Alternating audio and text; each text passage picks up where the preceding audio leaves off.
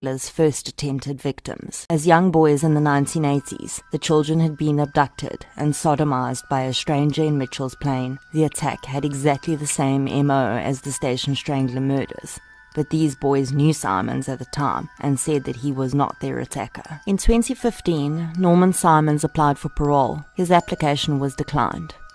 In 2016, a self-confessed and convicted paedophile, Brian Schofer, was found hanging in the police cells at Lentegeur police station. 58-year-old Schofer had been arrested just days before for the sexual assault of a 17-year-old boy who was living with him at the time. Brian Schofer's arrest had been surrounded by much controversy. He had been released from his initial sentence for molestation and sodomy in 2010, and while he was initially under the watch of a parole officer, he managed to surround himself with children again. He started advertising online to tutor children, and although at the time of his arrest, he claimed that all the parents of the students he tutored knew very well that he had a previous history of sex crimes, this would turn out to be very untrue.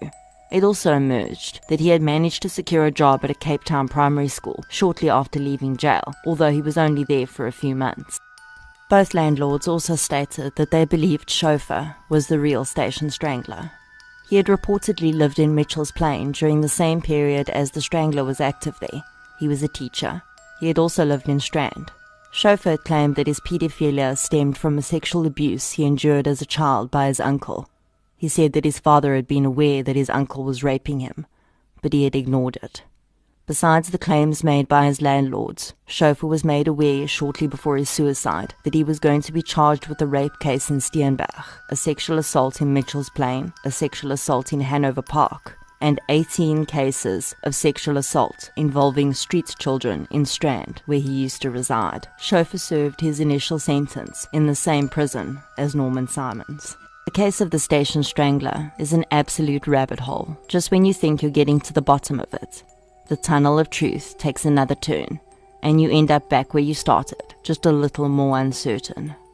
There may not be physical evidence to prove that Norman Simons was the Station Strangler, but there are also far too many connections for me to ignore.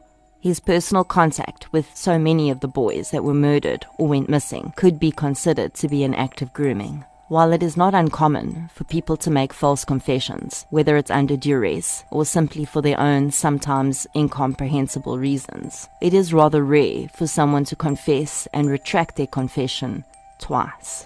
For me, the real tragedy here is not that one man may have unfairly lost his freedom, while that of course would be tragic enough. For me, the real tragedy is that 22 children lost their lives in the most horrific way.